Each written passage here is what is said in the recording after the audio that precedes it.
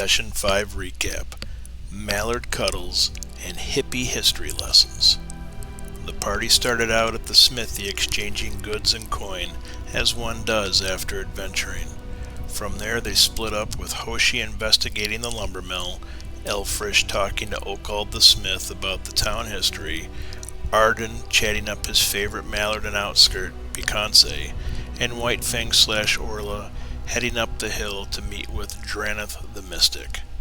After a brief conversation with Dranath, it was strongly hinted that some mead and sweets would go a long way to loosening his tongue.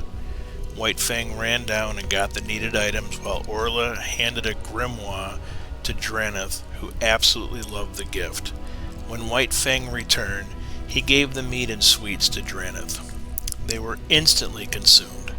Eventually Arden arrived and the group was told about the history of the Misty Vale, Eledain, Sathmog, Azrahel Koth, Um-Durman, the orcish invasion, and current events.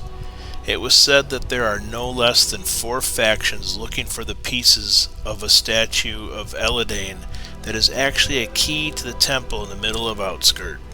The temple allegedly houses the fabled sword of Eledain, Um-Durman. It was also learned from various conversations around town that there is a silvery tower northwest of Outskirt that glows in the moonlight. Allegedly, a former sorceress of Eledain fled there during the downfall of the Empire, and legend has it, discovered the secret to immortality.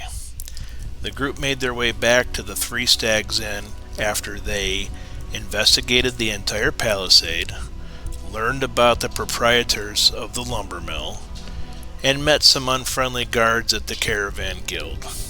Once at the tavern, they witnessed Quasimun make many scenes as he got more inebriated. Hoshi was approached by Ophelia and an acquaintance was made. They agreed to meet at the lumbermill the following morning. While Quasimun was making an ass out of himself and generally annoying everyone, Elfrish snuck over to the Quasimun gang hideout, almost getting busted by the town watch. He managed to bluff his way out of a jail stay. Circling back after the guards left, Elfrish successfully broke in and started investigating. What he discovered was a typical gang hangout / hovel, but it did have a trap door into the basement. Upon opening that, he was immediately attacked by a pit bull. The pit bull managed to take him down, but not before getting shot with a goblin-made poisoned arrow. The injured dog retreated down the stairs where it died, succumbing to the poison. Elfrish managed to escape death and got back up. He descended the stairs to discover a makeshift temple / altar to Sathmog the demon prince. Amongst the detritus in the basement were 3 vampire bats in shabby cages.